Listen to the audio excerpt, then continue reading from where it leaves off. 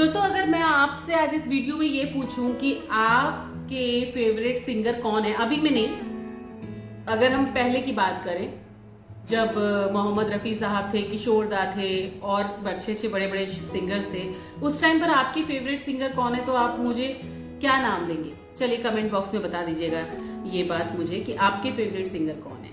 लेकिन अगर मेरे फेवरेट सिंगर्स की बात की जाए, लिस्ट थोड़ी लंबी है, लेकिन फर्स्ट नंबर पर आते हैं मोहम्मद रफ़ी साहब, जिनकी मैं बहुत बहुत बहुत बड़ी फैन हूँ। वो न सिर्फ सिंगर अच्छे थे, बल्कि वो इंसान भी बहुत खूबसूरत थे, बहुत सौम्य, बहुत सभ्य और बहुत क्यूट, एकदम साधारण सादा इंसान, यू नो। तो चलिए बात करते हैं मोहम्मद रफ़ी साहब की ही। इनका जन्म हुआ था 24 दिसंबर 1924 को पंजाब के कोटला में सुल्तान सिंह गांव में, और हम सबको ये छोड़कर चले गए थे 31 जुलाई सन 1980 को।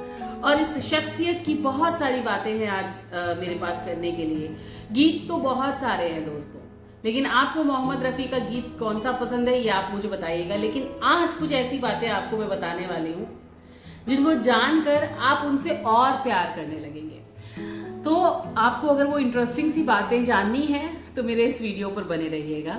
अच्छा लगे मेरा ये वीडियो तो मेरे चैनल को सब्सक्राइब कर लीजिएगा, लाइक कर लीजिएगा और शेयर करना मत भूलिएगा, ताकि और लोग जो हैं, जो मोहम्मद रफ़ी को बहुत प्यार करते हैं, वो भी इस वीडियो को देख पाए। तो आरजे विजय आप सभी का वेलकम करती है बॉलीवुड मेनिया में। मेरा चैनल आरजे बबीता सब्सक्राइब करना मत भूलिए, 2 हैं, और इसके अलावा फेसबुक पर भी आप मुझे आरजे बबीता के नाम से फॉलो कर सकते हैं। तो जो फेसबुक पर देख रहे हैं प्लीज फॉलो मी यार, सिर्फ देख के लाइक मत करिए, फॉलो भी कर लीजिए, ताकि मेरे आने वाले अगले वीडियोस भी देखें और मेरे व्लॉग्स भी देखें। आपका प्यार चाहिए, आपका साथ चाहिए, आई होप आप लोग मुझे देंगे। चलिए बात करते हैं मोहम्मद रफ़ी साहब की। रफ़ी साहब बहुत अच्छे इंसान थे, गाते तो अच्छा थे ही, लेकिन ना लोग उनके नेचर की वजह से उनको ज्यादा पसंद करते हैं। नहीं, गाने की वजह से ही पसंद करते हैं, ऐसा नहीं है भाई, मुझसे गुस्सा मत होना जो उनके फैंस हैं। लेकिन अगर मैं उनके दयालु की बात कहूँ ना, कि वो बहुत दयालु नेचर के थे, तो वो बिल्कुल सही है। वो कभी भी संगीतकार से ये नहीं पूछते थे कि उन्हें गीत गाने के लिए कितना पैसा मिलेगा, वो सिर्फ आकर गा दिया करते थे। और कभी कभी तो 1 रुपया लेकर भी उन्होंने गाने गाए हैं, ये सब आपको मालूम भी होगा। लेकिन आज मैं आपको बताने वाली हूँ उनके एक और किस्से के बारे में, उनके इसी नेचर के बारे में जो ये बयां करता है कि वो कितने दयालु थे और लोगों के बारे में उनको कितनी फिक्र रहती थी, कितने लोगों की, पता नहीं कितने ही लोगों की उन्होंने मदद की होगी। लेकिन उनकी जो ये बात थी ना, जैसे एक बड़े फिल्म निर्माता ने ये बताया था अपने एक इंटरव्यू में कि मोहम्मद रफ़ी साहब जब भी स्टूडियो से गाकर निकलते थे तो वो हमेशा ये पूछते थे, मैंने कैसा गाया, मैंने अच्छा तो गाया था ना, आप मुझे बताइए, मेरी नौकरी पक्का ना। मतलब इतने बड़े आर्टिस्ट होने के बावजूद, इतना बड़ा सिंगर होने के बावजूद भी अगर कोई ये सिंगर इस तरीके से पूछता है तो ये उनकी मासूमियत ही तो थी। शायद उनको खुद नहीं पता था कि वो कितने इंपॉर्टेंट हैं, वो कितने बड़े कलाकार हैं।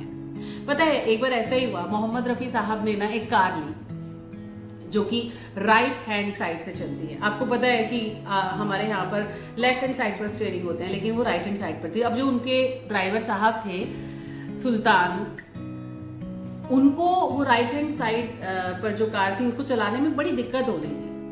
तो कुछ लोगों ने मोहम्मद रफ़ी साहब से बोला कि भाई ये शायद ये कार नहीं चला पाएगा, आपका जो ड्राइवर सुल्तान, आप दूसरा ड्राइवर रख लीजिए।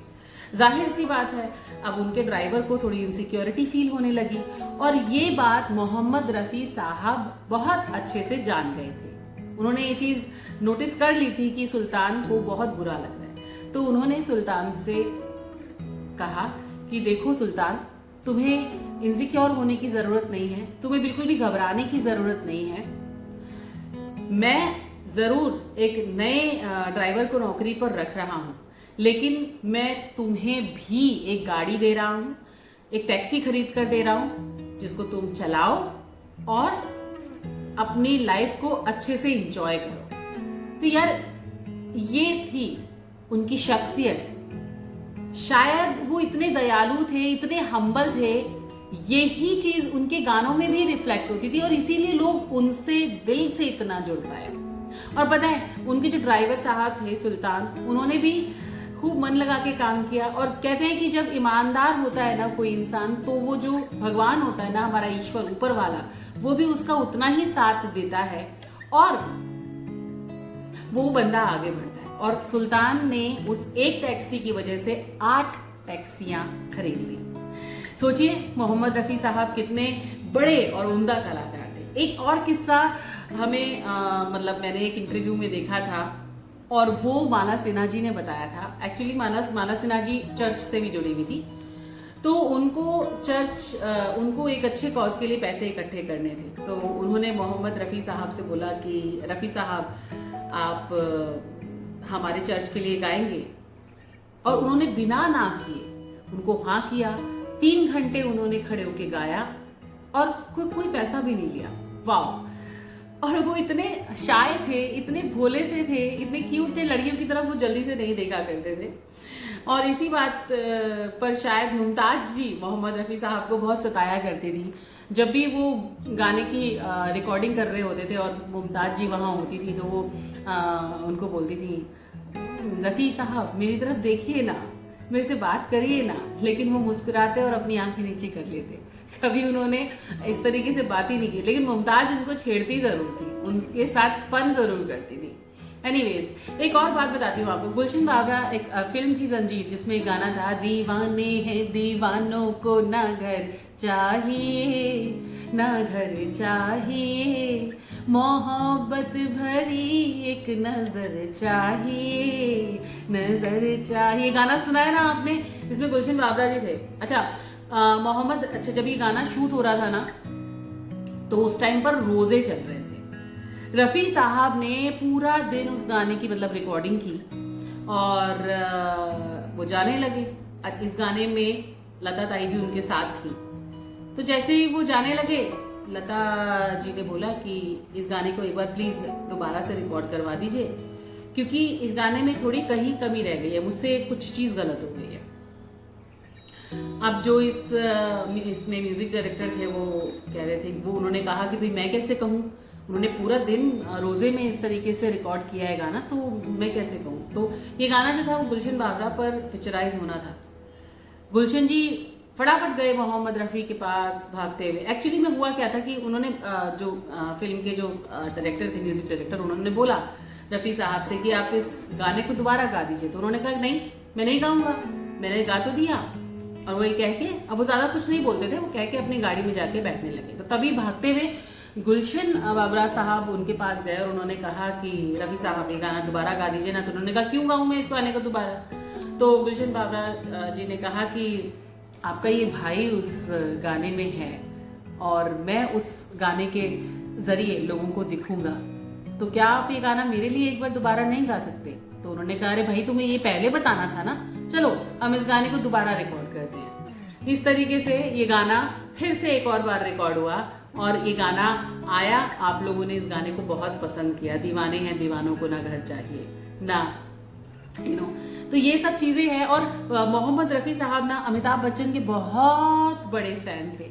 उनके बेटे ने एक इंटरव्यू में बताया था कि जब एक बार अमिताभ बच्चन के लिए वो गाना गाकर आए थे, तो वो उस दिन बहुत खुश थे। तो उनके घर वालों ने उनसे पूछा कि भाई आज आप इतने खुश क्यों हैं। तो उन्होंने बड़ी खुशी खुशी बोला कि पता है आज मैंने किसके लिए गाना गाया, आज मैंने मिस्टर बच्चन के लिए गाना गाया। वाह! मतलब वो खुद इतने बड़े सिंगर, जिनको लोगों ने भगवान का दर्जा दिया, मतलब उतना ऊपर पहुंचा दिया, बट वो खुद इतने डाउन टू अर्थ, वो खुद किसी के इतने बड़े फैन। एनीवेज, आज मैंने मोहम्मद रफ़ी साहब की जो बातें आपसे की हैं, आपको कैसी लगी? सीरियसली, जेन्युइनली कमेंट बॉक्स में कमेंट करके मुझे जरूर बताइएगा। अच्छा लगा हो मेरा वीडियो तो वंस अगेन कहना चाहूंगी, आप लोगों का साथ इस वक्त मुझे चाहिए, तो आप मेरे चैनल को सब्सक्राइब कर लीजिएगा और लाइक कर लीजिएगा, शेयर कर लीजिएगा। कमेंट बॉक्स में कमेंट करके बताइएगा, कुछ सवाल मैंने आपसे पूछे हैं, आपको भी कोई ऐसा किस्सा मजेदार सा पता हो मोहम्मद रफ़ी साहब का, तो प्लीज शेयर विद मी, ताकि मैं अपने अगले वीडियो में वो किस्सा शेयर करूं, आप लोगों से बात करूं। और बहुत सारी चीजें, वैसे मोहम्मद रफ़ी साहब के बहुत सारे ऐसे छोटी बातें हैं जो मैं आने वाले टाइम पर आपके लिए लाती रहूंगी। तो अभी फिलहाल आरजे बीजे बोले तो बबीता जैन को दीजिए इजाजत, बाय।